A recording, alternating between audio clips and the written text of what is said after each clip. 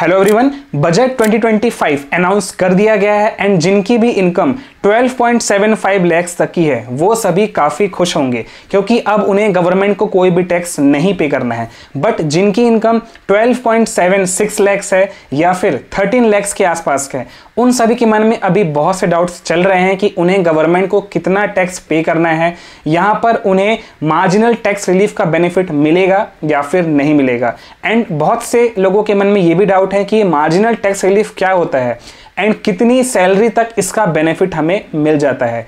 इन सभी क्वेश्चंस के आंसर आज के इस वीडियो में हम डिस्कस करने वाले हैं। हम एग्जाम्पल के साथ रियल लाइफ सिनेरियोस को समझते हुए इन सभी टॉपिक्स को डिस्कस करेंगे एंड एंड में ये भी देखेंगे कि कितनी सैलरी तक मार्जिनल टैक्स रिलीफ का यहाँ पर बेनिफिट मिल जाता है। साथ में हम ये भी समझेंगे कि गवर्नमेंट ने मार्जिनल टैक्स रिलीफ क्यों इंट्रोड्यूस किया, इसकी क्या जरूरत पड़ी। तो चलिए अब डायरेक्टली हम स्क्रीन पर चलते हैं और इन सभी टॉपिक्स को डिटेल में डिस्कस करते हैं। फ्रेंड्स, सबसे पहले हम बजट 2025 के न्यू टैक्स रिजीम के यहाँ पर स्लैब्स को समझ लेते हैं। आपकी जो भी इनकम होती है उसमें अब आपको 0 to 4 लाख तक एक भी टैक्स नहीं पे करना है, यानी कि नील टैक्स। 4 to 8 लाख की इनकम पर आपको 5% ऑफ द इनकम टैक्स देना है।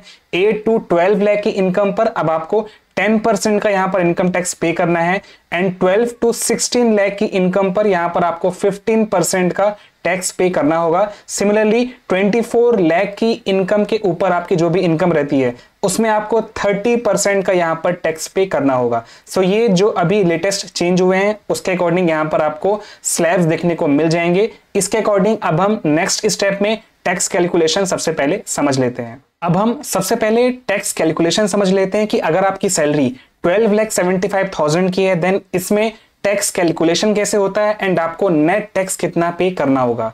अगर हम सबसे पहले बात करें तो यहां पर न्यू टैक्स रिजीम में आपको 75,000 का स्टैंडर्ड डिडक्शन मिल जाता है, जिसके बाद आपका नेट टैक्सेबल इनकम बचता है 12 लाख। अब अगर हम यहां पर कैलकुलेशन करें तो इस सैलरी पे 0 to 4 लाख तक अब आपको कोई भी टैक्स नहीं पे करना है। 4 to 8 लाख की इनकम पर 5% टैक्स पे करना है जो कि हो जाता है 20,000 एंड इसके बाद 8 to 12 लाख की इनकम पर आपको 10% यहां पर टैक्स पे करना है जो कि हो जाता है 40,000। यानी कि अगर हम नेट यहां पर टोटल टैक्स देखते हैं तो वो हो जाता है 20,000 प्लस 40,000 जो कि है 60,000। बट अभी रिसेंटली आप सभी ने जो सुना कि 12.75 लाख तक की इनकम पर अब आपको कोई भी टैक्स नहीं पे करना है, तो यहां पर अब रोल आ जाता है रीबेट का। आपको अब यहां पर रीबेट मिल जाएगा जिस कारण आपका जो टोटल टैक्स है वो अब आपको यहां पर पे नहीं करना है। अगर आपकी इनकम 12.75 लाख तक की मिलती है, रीबेट मिलने के कारण आपको 60,000 का यहां पर पूरा रीबेट मिल जाता है एंड अब आपको यहां पर नेट टैक्स 0 पे करना है, यानी कि इस केस में आपको कोई भी टैक्स नहीं पे करना है। अब हम केस 2 देख लेते हैं जहां पर जो सैलरी है वो है 12,76,000। जो स्टैंडर्ड डिडक्शन के बाद सैलरी बचती है वो है 12,01,000, यानी कि केस 1 से यहां पर 1,000 रुपए की ज्यादा सैलरी है। अगर हम कैलकुलेशंस करते हैं तो 4 to 8 लाख में 20,000, 8 to 12 लाख में 40,000 एंड 12 to 16 लाख पे यानी कि इस 1,000 रुपए पे 150 रुपीज का टैक्स यहां पर बन जाता है जो कि total tax as per slab 60,150 rupees का हो जाता है। अब अगर हम यहां पर दोनों केस को कंपेयर करते हैं तो पहले केस में हमने ये देखा कि यहां पर रीबेट मिल जाता है क्योंकि जो सैलरी है वो 12 लाख तक की है after standard deduction. But case 2 में यहां पर रीबेट नहीं मिलेगा एंड यहां पर इस पर्सन को टोटल टैक्स जो है वो 60,150 रुपीज देना पड़ सकता है। बट यहां पर केस 2 में जो सैलरी है वहां पर अनफेयर हो रहा है, यानी कि 1,000 सैलरी बढ़ने से ही उनका जो टोटल टैक्स है वो 60,000 हो जा रहा है जो कि सही बात नहीं है। एंड इनका जो नेट होम टेक सैलरी है वो 12 लाख माइनस 60,000 यानी कि अराउंड 11,40,000 के आसपास हो जाता है जो कि पर्सन 1 जो कि केस 1 है उससे काफी कम हो जा रहा है। इस प्रॉब्लम को सॉल्व करने के लिए गवर्नमेंट ने यहां पर मार्जिनल टैक्स रिलीफ का कॉन्सेप्ट लाया है सो दैट जो केस 2 है उनके साथ इनजस्टिस ना हो एंड उन्हें 60,000 का टैक्स यहां पर पे ना करना पड़े। सो नेक्स्ट क्वेश्चन अब ये आ सकता है कि अगर केस 2 वाले पर्सन को यहां पर 60,150 अमाउंट नहीं देना है देन गवर्नमेंट को एज टैक्स कितना अमाउंट देना होगा। यहां पर आता है मार्जिनल टैक्स रिलीफ का। सो इस केस में यहां पर 1,000 का ही टैक्स इस पर्सन को, गवर्नमेंट को पे करना होगा।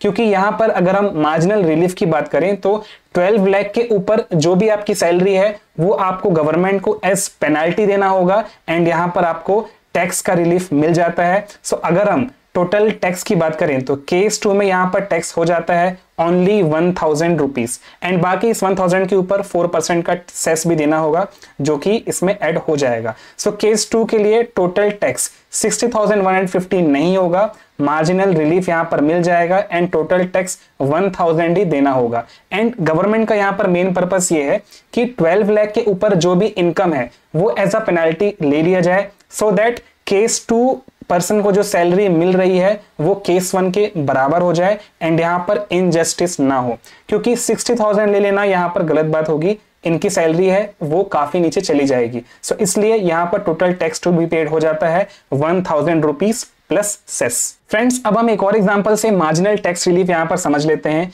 अगर सैलरी है 13,10,000, after standard deduction taxable salary बचती है 12,35,000 एंड अगर हम सभी कैलकुलेशन करते हैं देन टोटल टैक्स यहां पर बनता है 65,250 का एक्सक्लूडिंग टैक्स। अब अगर हम इस पर्सन से ये टैक्स ले लेते हैं देन अब देख लेते हैं कि इनकी नेट होम टेक सैलरी कितनी बनती है। सो यहां पर अगर हम इस सैलरी को टोटल टैक्स से माइनस कर देते हैं देन आप यहां पर देख सकते हैं जो इनका टेक होम सैलरी है वो 1245 के आसपास हो जाती है, 12,45,000, जो कि 12,75,000 अर्निंग करने वाले पर्सन से काफी कम हो जाती है। सो इस इनजस्टिस को अवॉइड करने के लिए इस केस में भी गवर्नमेंट यहां पर मार्जिनल रिलीफ प्रोवाइड करेगी जो कि है 35,000 का, यानी कि 12 लाख के ऊपर जो भी इनकम है वो यहां पर मार्जिनल रिलीफ यानी कि पेनाल्टी में कंसिडर किया जाएगा एंड ये अमाउंट ही एज अ टैक्स इस पर्सन से ले लिया जाएगा। सो इस केस में टोटल टैक्स हो जाता है लोवेस्ट ऑफ दीज टू यानी कि 35,000। अब यहां पर नेक्स्ट क्वेश्चन ये आता है कि गवर्नमेंट किस सैलरी तक यहां पर मार्जिनल टैक्स रिलीफ प्रोवाइड कराती है। तो यहां पर जो थ्रेशोल्ड है वो आप देख सकते हैं 13,45,000 की सैलरी पर है। अगर हम इस पे टैक्स कैलकुलेशन करते हैं तो टोटल टैक्स निकल कर आता है 70,500 रुपीस एंड अगर हम यहां पर मार्जिनल रिलीफ कंसिडर करते हैं तो ये हो जाता है 70,000 यानी कि 12 लाख के ऊपर जो 70,000 की इनकम है। सो इस केस तक यहां पर टैक्स टू बी पेड जो कि मार्जिनल रिलीफ के बराबर हो जाता है। इसके बाद जो भी सिनेरियोज यहां पर आप देख रहे हैं ये 4 सिनेरियो, जैसे ही सैलरी 13,45,000 के ऊपर हो जाती है देन इस केस में अगर हम यहां पर बात करें तो टोटल टैक्स यहां पर आपको डिफरेंट देखने को मिल जाएगा। 13,46,000 के केस में टोटल टैक्स बनता है 70,650 रुपीस का एंड अगर हम मार्जिनल रिलीफ देखते हैं तो 12 लाख के ऊपर क्या बन रहा है 71,000। बस इस केस में अगर आप ध्यान देंगे तो इनका टोटल टैक्स जो है वो मार्जिनल रिलीफ से लोअर साइड पर है। तो गवर्नमेंट यहां पर इस सैलरी वाले पर्सन से मार्जिनल रिलीफ का टैक्स एज अ पेनल्टी नहीं ले सकती। यहां पर जो इनका टोटल टैक्स बन रहा है वो एज अ टैक्स यहां पर इस पर्सन से लिया जाएगा। सो इनका टोटल टैक्स बन जाता है 70,650 रुपीस का, यानी कि 13,45,000 के बाद जो भी यहां पर सैलरी रहती है उस केस में यहां पर मार्जिनल रिलीफ का बेनिफिट नहीं मिलेगा। उस केस में यहां पर टोटल टैक्स जो आ रहा है वो ही गवर्नमेंट एज अ टैक्स यहां पर लेने वाली है। क्योंकि अगर यहां पर हम मार्जिनल रिलीफ का बेनिफिट देते हैं तो आप देख सकते हैं यहां पर उनको एट द एंड ज्यादा टैक्स देना पड़ जाता है। इसलिए यहां से 1346 के बाद से आप देख सकते हैं ये सारा जो अमाउंट है वो एज अ टैक्स यहां पर गवर्नमेंट को पे करना होगा।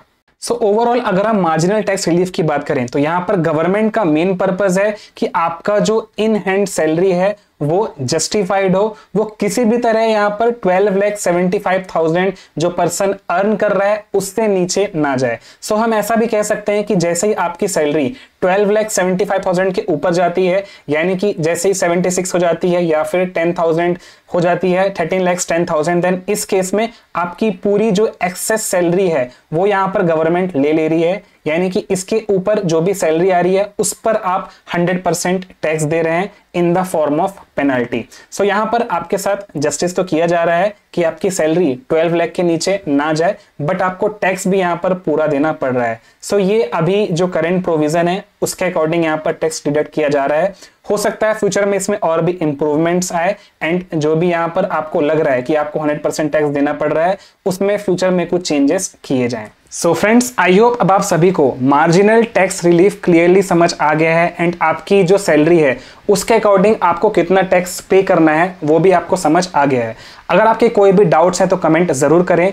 आपका जो भी सैलरी रेंज है उसके अकॉर्डिंग मैं आपके साथ और भी एग्जांपल्स शेयर करूंगा, जिसके बाद आपको क्लियरली समझ आ जाएगा कि आपको यहाँ पर कितना टैक्स पे करना है एंड आपको मार्जिनल टैक्स रिलीफ मिलने वाला है या फिर नहीं। अगर आपके कोई भी डाउट्स हैं देन आप कमेंट बॉक्स में जरूर पुट करें, मैं वहां पर भी आपके सारे आंसर्स प्रोवाइड जरूर करूंगा। सो फ्रेंड्स, आई होप आप सभी को आज का वीडियो इन्फॉर्मेटिव लगा। Please like and share this video and subscribe to my YouTube channel learn and invest. हम इसी तरह IPO, stock market, investment and tax saving related videos लाते रहते हैं। Thank you and have a great day. Stay tuned.